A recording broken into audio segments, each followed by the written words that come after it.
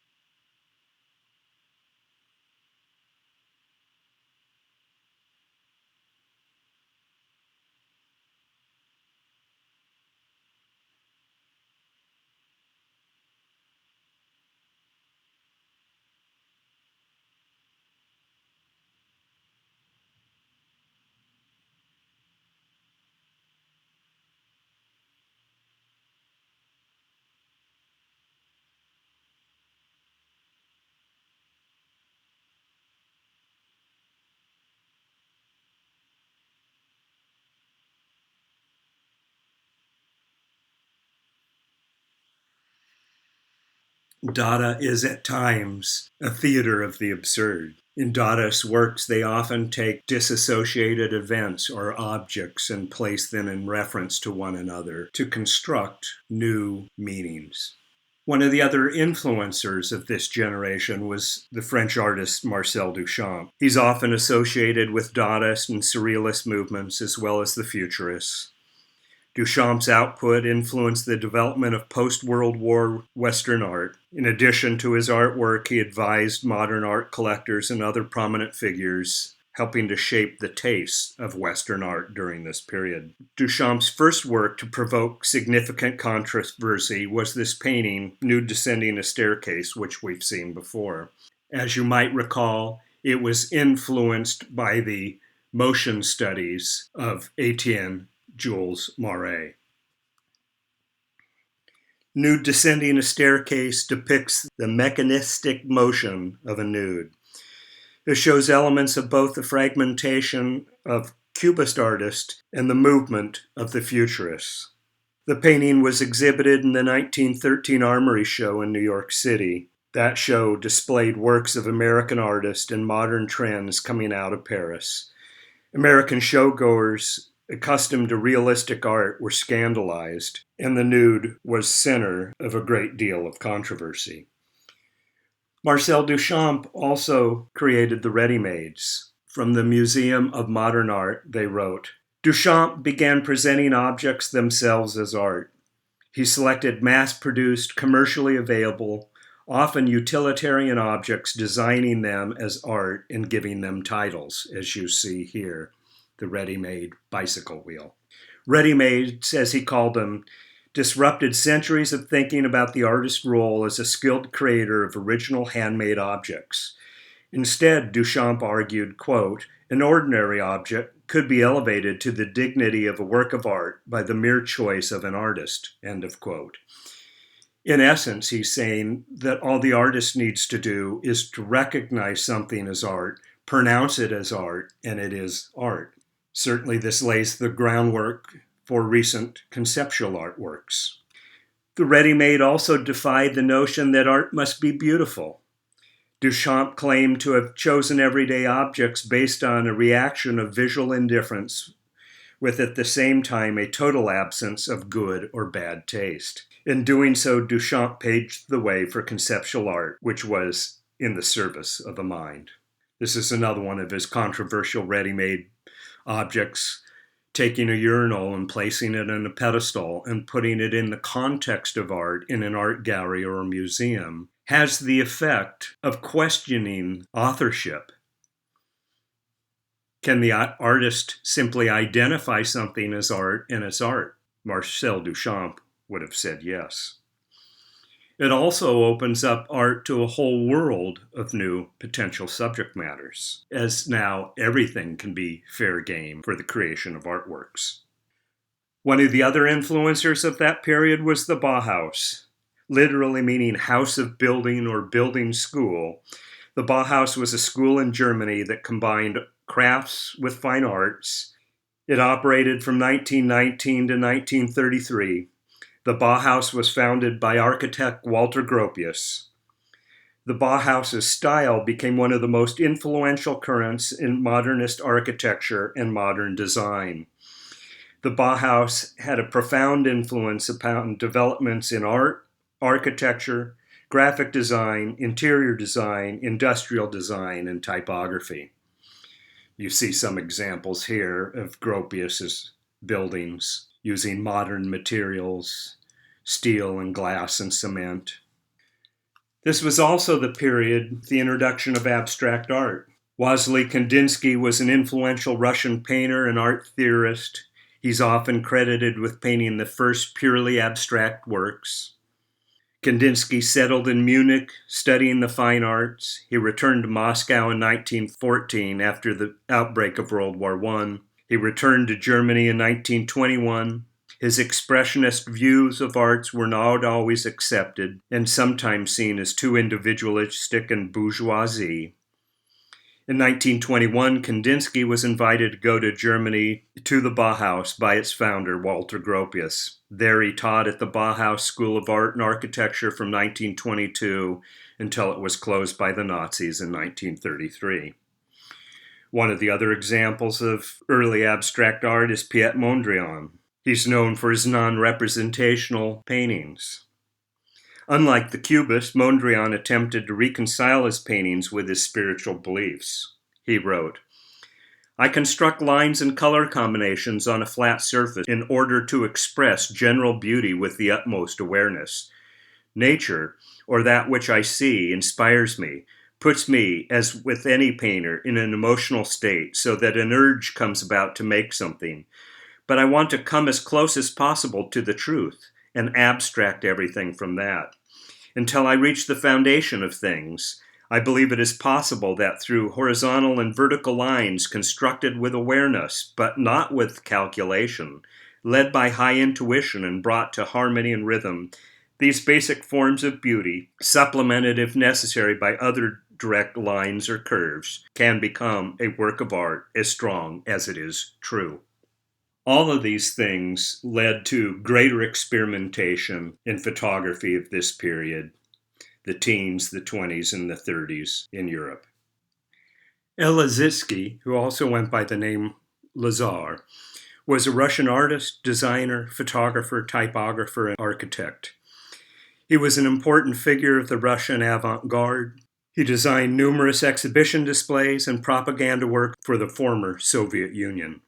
His work influenced the Bauhaus and the constructivist movements, and he experimented with production techniques and stylistic devices that would go on to dominate 20th century graphic design. Like the Dadas, he sometimes worked in collage, or more specifically, photomontage.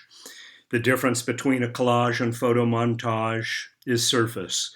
In collage, when you're reassembling works from a variety of places, generally, a collage leaves the surface alone so that if you paste a part of a magazine next to a part of a newspaper, next to a page out of a book, for example, you can see the differences in the different edges and surface. A photomontage essentially does that same thing, but then that piece is rephotographed. So the finished version is one smooth surface. So the lines of demarcation from one object to another is less apparent in a photomontage.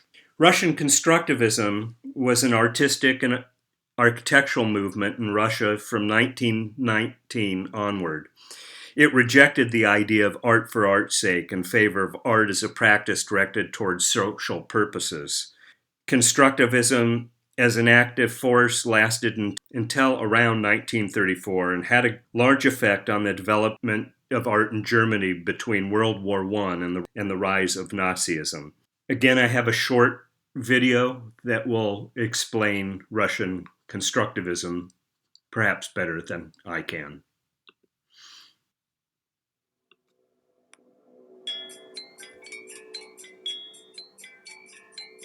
Laborers in the factories and peasants in the country, ordinary people, were unwilling to live the way they were, oppressed and abused by the Tsarist government, which was unable and unwilling to change the old ways of its unfair, top-heavy rule.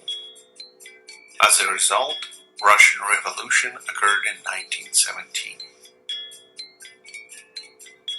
Workers, ordinary people, seized the power from the Tsarist control. Lenin and Russian intelligentsia wanted to create a paradise for all, where wealth produced by the people was equally distributed amongst the people. The communist revolution was the people's revolution, not the regime change. Industrialization and technological advent of the 20th century brought upon the change to the society. The easel painting, even in most radical forms, was abandoned. It was overly bourgeois. Russian avant-garde was determined to reinvent art, to reconstruct art from the level zero. Russian futurism, a movement from the post-World War I era, served as a breeding base for the new art. Russia became a breeding ground for the revolution in art itself. Today, we call the revolution modernism, and the constructivism is the Russian version of that. In constructivism, no longer the art was for art's sake. Art meant to serve the social purpose. It was created to serve all people and be practical in its nature. Art, music, cinema, architecture, all were influenced by constructivism. Practicality married with beauty was the main thrust behind the constructivist ethos. Constructivism heavily impacted the traditional art. However, besides painting and sculpture, constructivism influenced architecture, music, poetry, theater, and even consumer market. It created the new everyday life. Towards the mid-1930s, after Lenin's ideas were altered by Stalin and his bureaucratic regime, constructivism was replaced by the movement called socialist realism. Bauhaus, in its foundation, was poster child of Russian constructivism. The constructivist movement also heavily impacted modern masters of Latin America, Europe, Australia. Architectural avant-garde, other elements of constructivist art could be recognized in sculptures, architecture, and objects of everyday life all around the world today.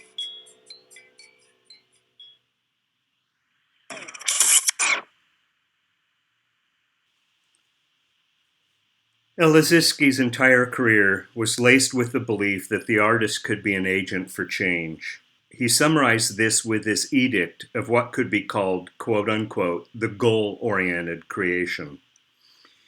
In so doing, he combined efforts in typography, design, and photography to create posters and design exhibitions. He took a job as the Russian cultural ambassador in Weimar, Germany, working with and influencing some of the important figures from the Bauhaus.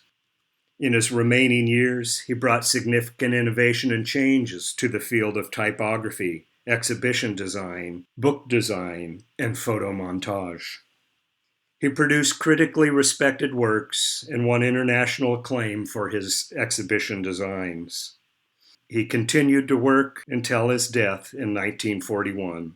He made propaganda works, rallying people to construct tanks to help fight the Nazis. He took risks with his work.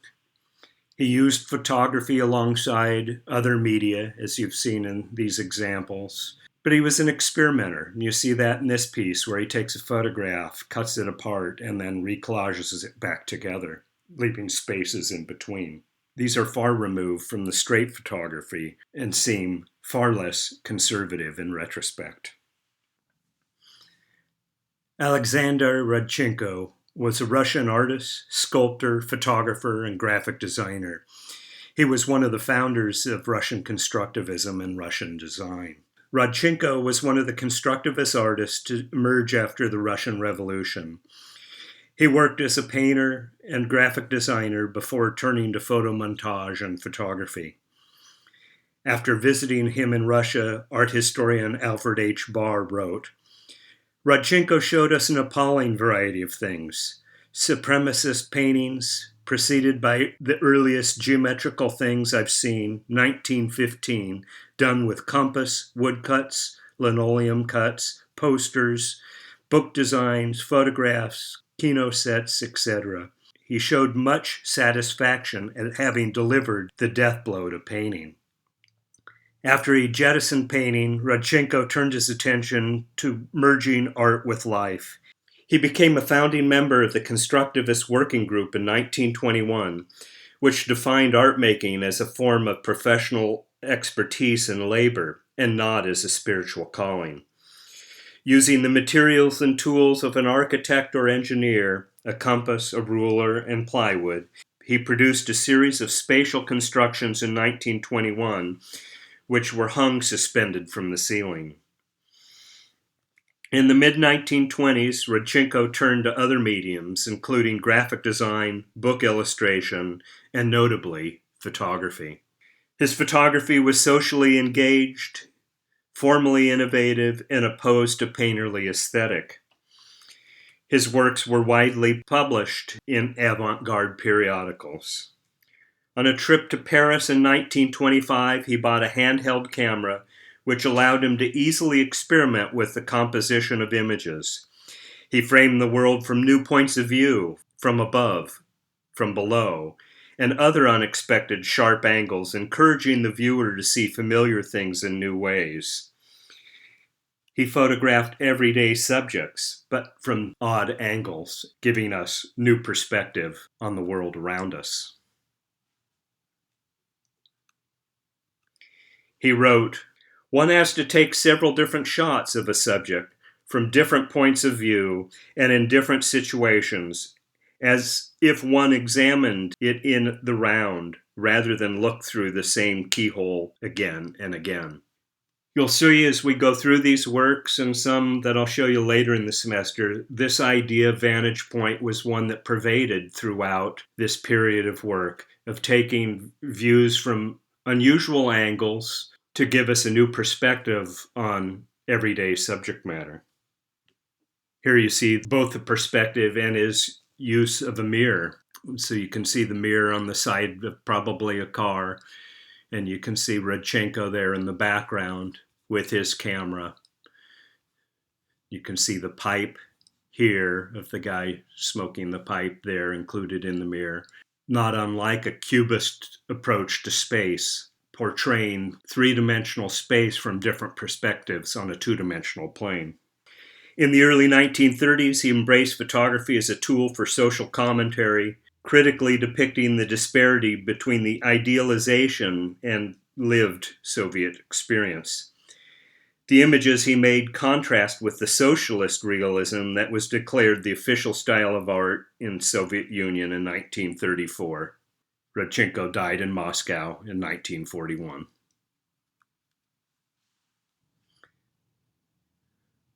László Moholy-Nagy was a Hungarian artist who worked in Berlin and later in the United States. He was a painter, sculptor, a writer, a filmmaker, a teacher, and photographer. He had an investive curiosity, as you see in some of his photo montages here. He felt that technology could and should be molded to human needs. This is one of his sculptural pieces here. It's actually a kinetic piece. You can kind of see with the mechanism below that this piece moves. As it moves, it clanks and grinds and makes a variety of different sounds. It's an interesting three-dimensional piece. Moholy-Nagy was an artist of his time. He was influenced by constructivism and Dadaism, and he did geometric abstractions. He made collages and photomontages. He was more interested in the ethereal world than social satire. He started photography in 1922, making photograms. I'll show some of those in just a minute. He wrote about photography.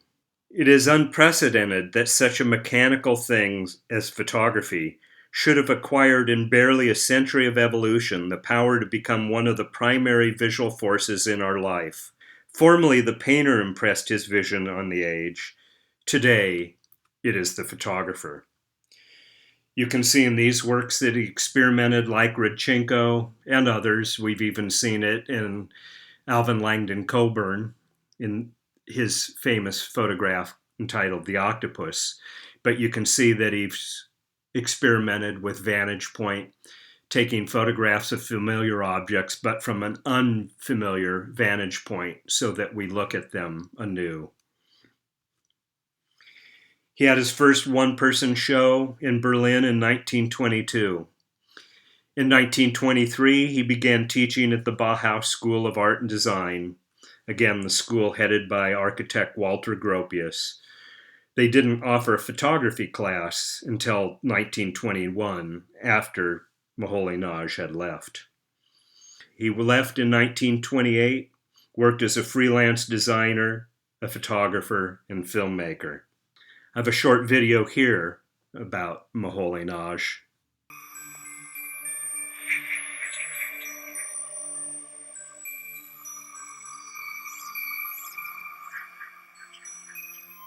László grew up in a small village in southern Hungary. The villagers scorned the mother and mocked the son, because his father had left the family. They lived in the home of his uncle, Gustav Nagy, who came from a place called Moholy. László dropped his father's Jewish name of Weiss and renamed himself Moholy-Nagy.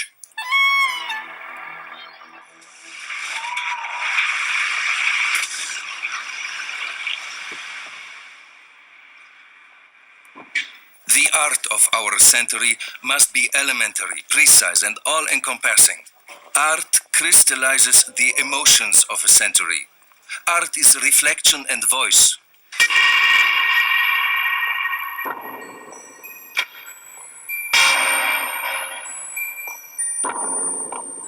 In Dessau, Moholy published his experimental theories, which met with strong resistance from some of his Bauhaus colleagues. Paul Citroën, student at the Bauhaus, recalls, Moholy broke into the Bauhaus circle like a strong, eager dog and ferreted out as yet unsolved and still tradition-bound problems in order to tackle them. None of us liked his constructivism.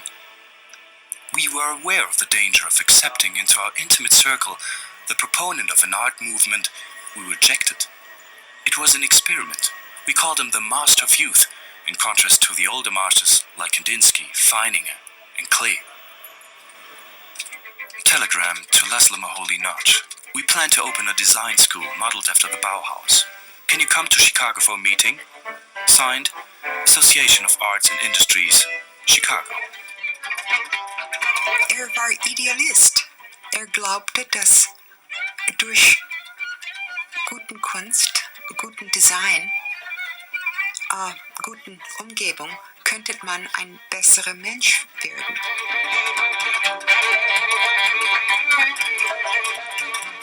And I think that's what the Bauhaus was all about. There was an idea. Keep the idea going. And even though Moholy's gone, I think we feel an obligation to try to enrich people's lives by conveying this interrelationship of no matter what they're doing. But the Bauhaus, in this sense, is still very much alive.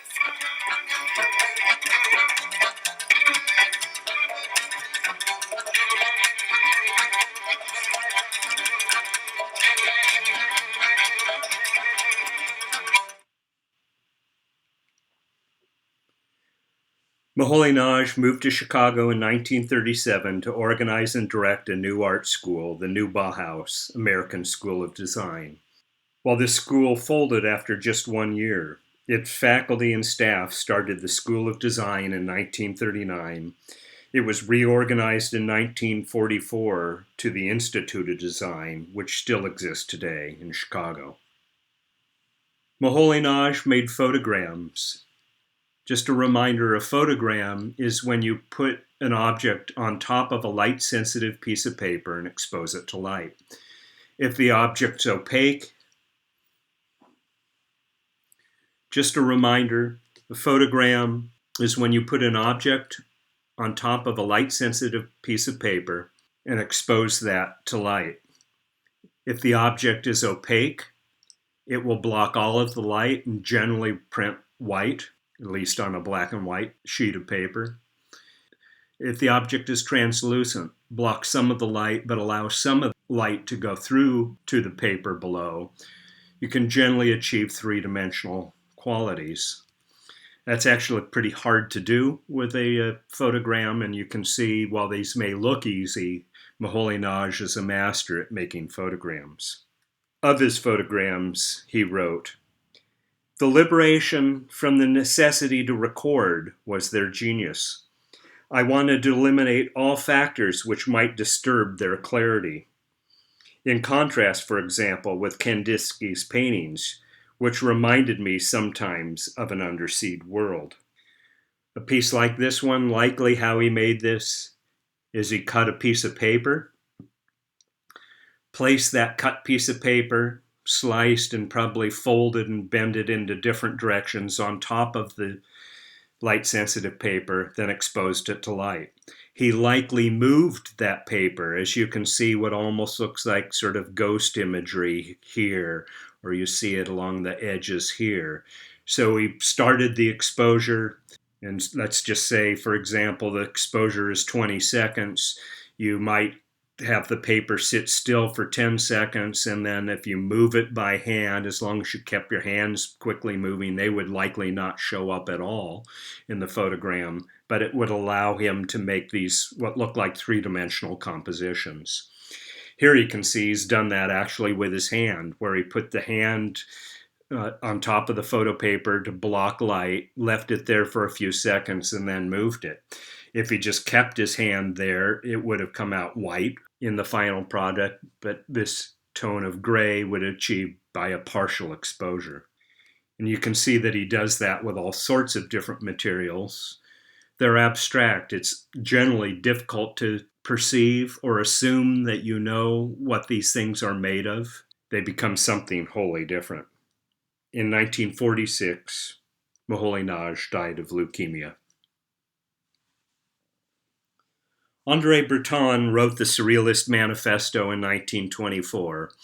I interject surrealism here because surrealism had an impact on photography, but the surrealists also adopted photography and film. Because of the believability of photographic images, it was easily used to create the illusion of reality that was so much a part of surrealist works. The surrealist aim was to resolve the previously contradictory conditions of dream and reality into an absolute reality, a sort of super reality, if you will. Surrealism is characterized by using subconscious subject matter for elements of creativity, to liberate subjects and ideas. Surrealist art often depicts unexpected or irrational objects in an atmosphere of fantasy, creating a dreamlike scenario. Here's an example of surrealism by the American artist Max Ernst. Another surrealist piece by Giorgio de Chirico, one of my favorite surrealists. Or this really important surrealist, René Magritte. The translation of this is not a pipe. It's an amazing piece. It's a conceptual piece. What we see is a painting of a pipe and then the words, "This is not a pipe." And it isn't a pipe. It's a painting of a pipe, which is different than a pipe.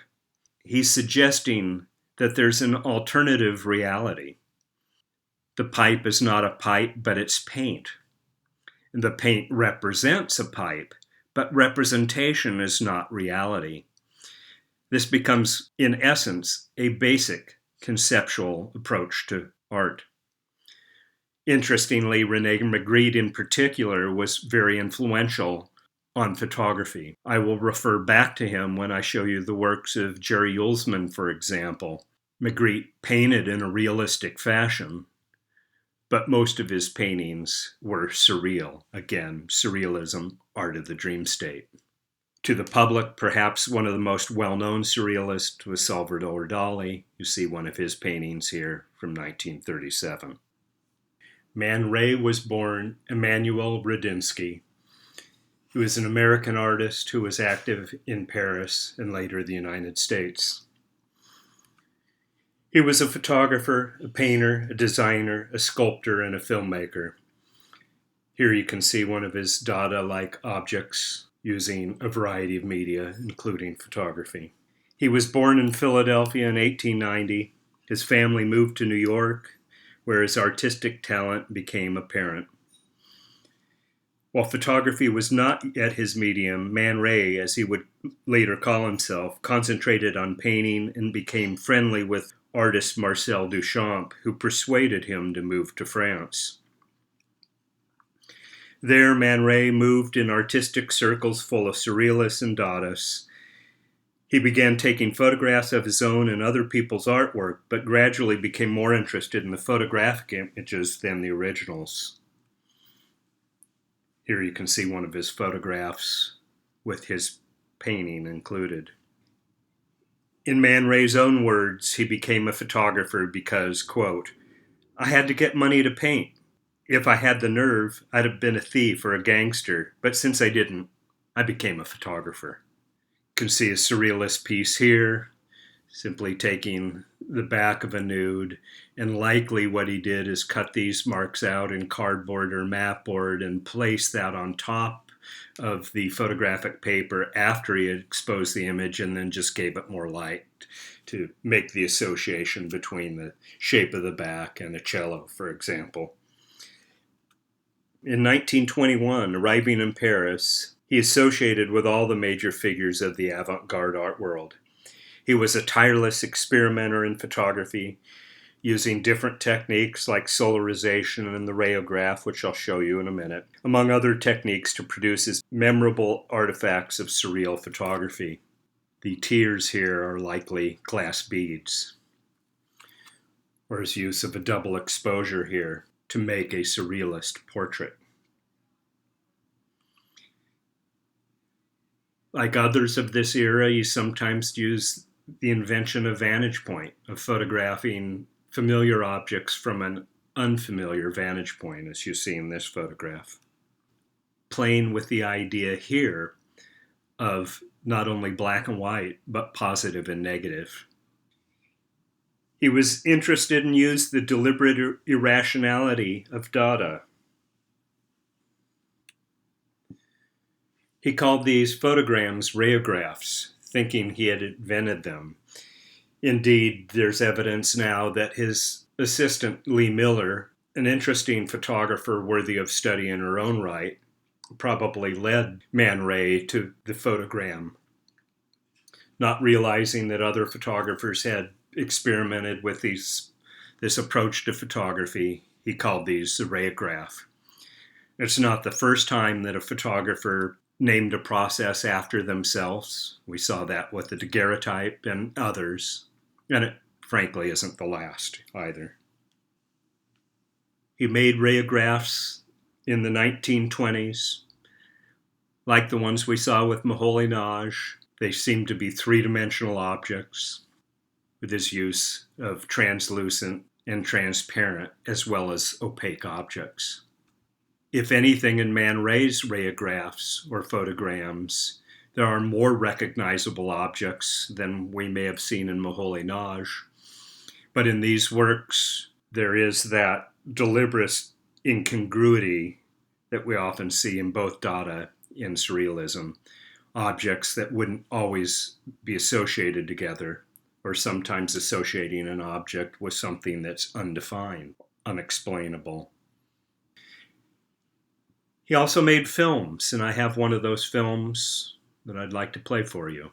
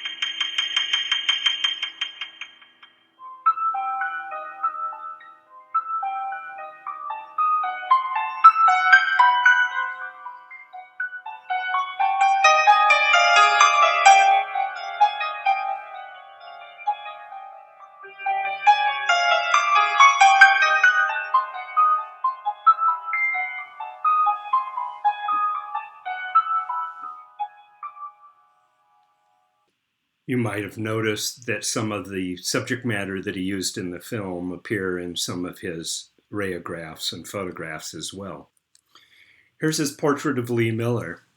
This is a solarized portrait. Notice the dark line that you see around the figure here. You see it in a variety of places. Solarization is a darkroom technique. It's also known as the Sabatier effect, after the Frenchman who discovered it. It's a re-exposure to light of either film or photographic paper after it's been partially developed. By re-exposing, some of the areas that originally didn't receive light now get light and they turn dark. So some of the light areas go dark. Most of the middle values stay the same. So what you get with the Sabatier effect or solarization, which I might add is a Photoshop filter now, but what you get in the darkroom, and the results are hard to control, but what you get in the darkroom was a partial reversal of tones. So you could take a photograph like this one, and by partially reversing those tones, it creates it rather than sort of a realistic portrait. Again, surreal. Another solarized image that you see here.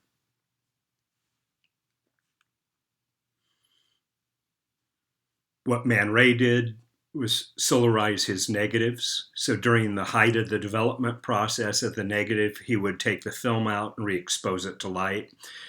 By solarizing a negative, you run the chance of ruining that negative, but at the same time, if the negative is solarized and you get this partial reversal of tones, you can repeat that from print to print.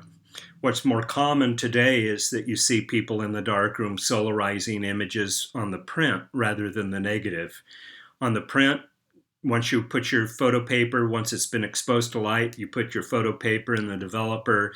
As the image first starts to appear, which usually takes 15 or 20 seconds, and it's kind of like magic if you haven't been in the darkroom before, when that image first starts to appear on the photo paper, you would simply flip on and off a light, re-expose it to light, put it back in the developer, develop it, get this partial reversal of tones, and then you go ahead and stop and then fix it and wash it as you would normally.